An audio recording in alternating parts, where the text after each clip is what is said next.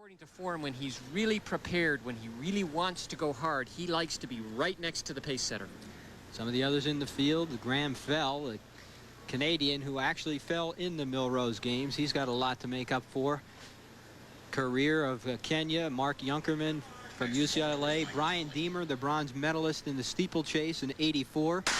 But the eyes are really on Padilla and Aouita. Padilla with a tremendous surge in the 3,000, went by Aouita and really had him on the ropes. Padilla and Aouita right with the pace setter.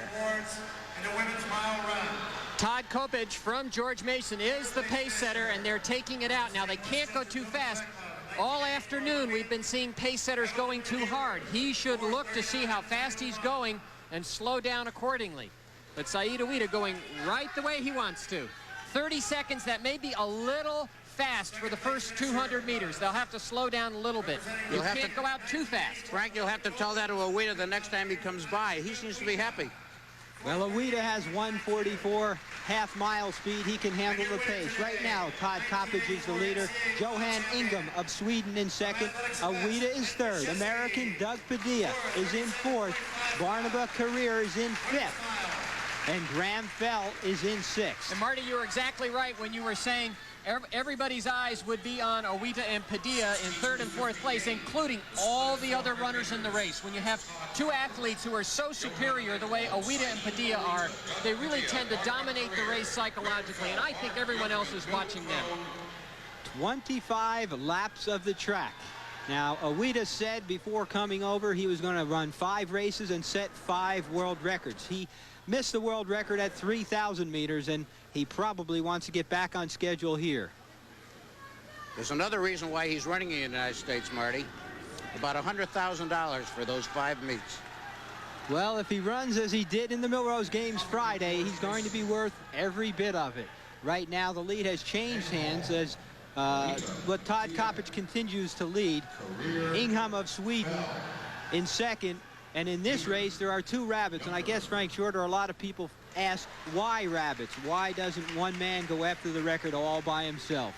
It's very difficult to lead from the very start. No matter who you are, they're 2:08 at 800 meters, which is right on pace. They're exactly on pace now to set a world record to go under 13:20.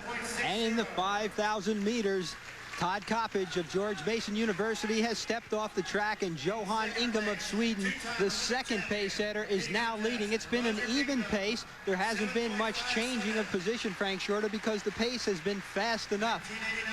Right on pace, just about 65 seconds per 400 meters or a little bit faster, which means they're right on 13:20 pace exactly.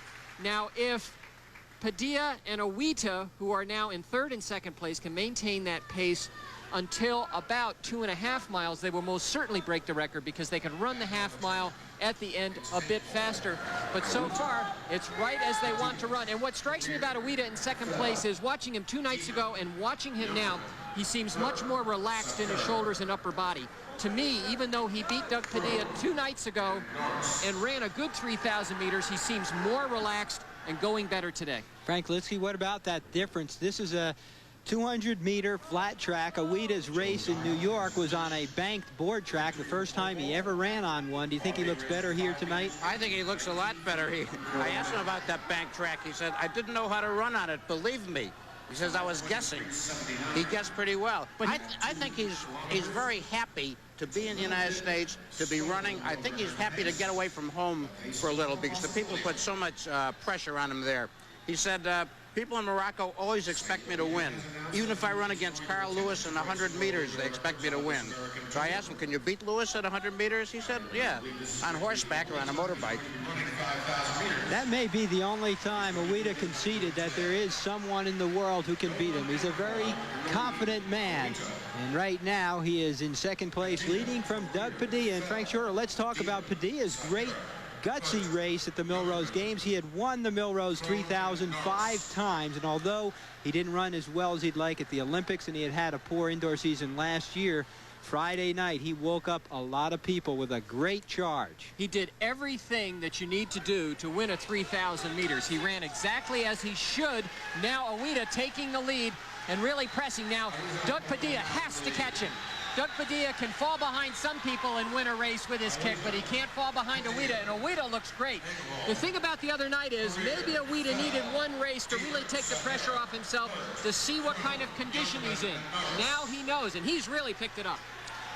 Doug Padilla trying desperately to get up into the draft created by aouita. As you said, this is the breaking point in the race, and this packed crowd, standing room only, double-decker standing room on the backstretch, senses that this is the moment of truth, not for aouita. He's still looking good, but the moment of truth for Padilla. And the Moroccans are celebrating a victory already. Padilla is a victim. He has to go with aouita or he has no chance. He can't hope that aouita will come back to him.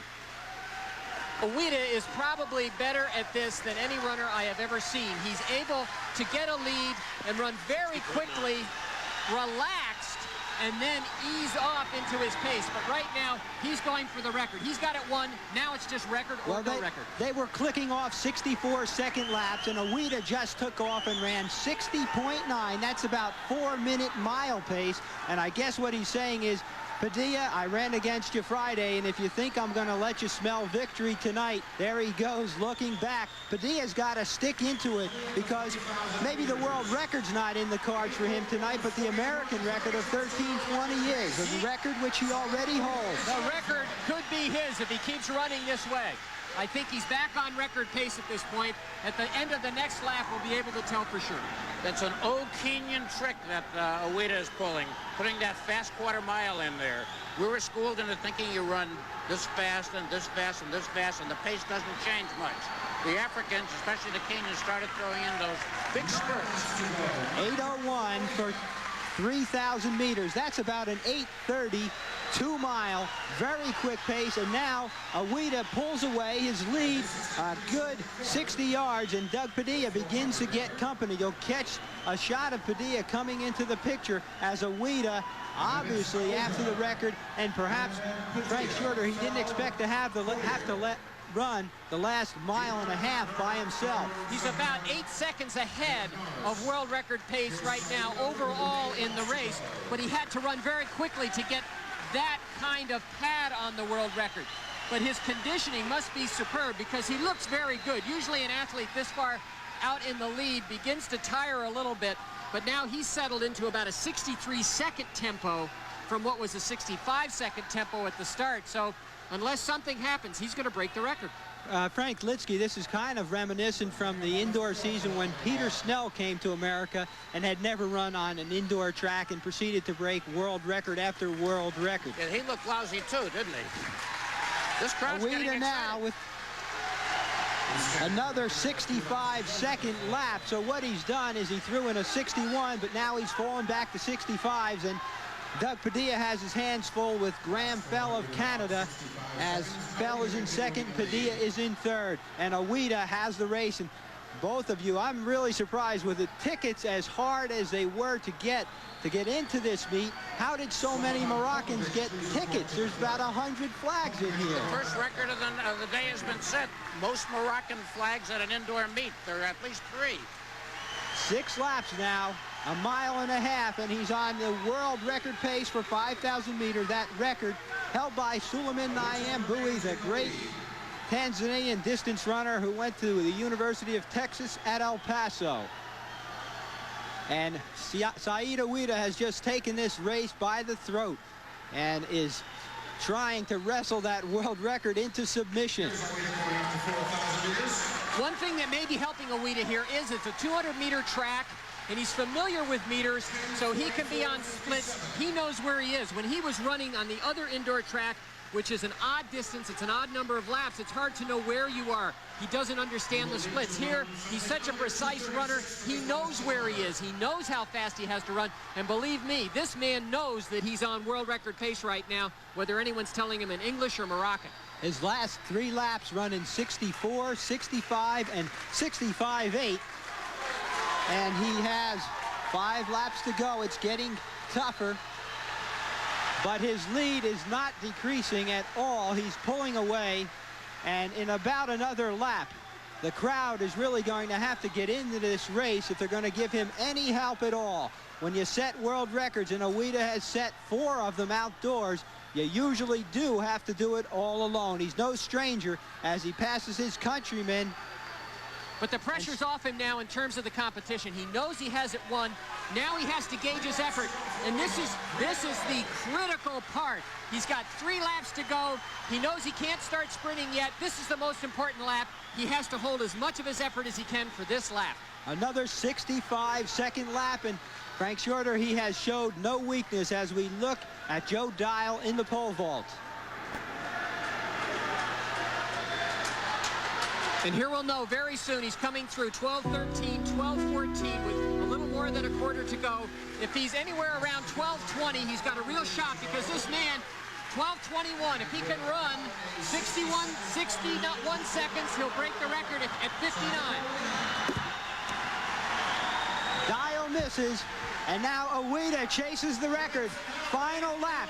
This is where his lap and a half. This is where his greatness shows. Sidney Marie has called him the toughest runner he ever ran against, and it's because on the final lap of a race, he can find another gear. He can transform himself to a different stride and get up on his toes.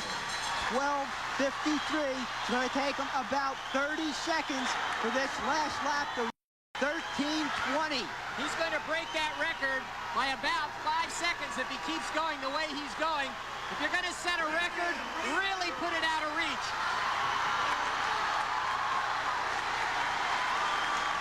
50 yards to go for Saïd Aouita of Morocco, unsuccessful at the Olympics,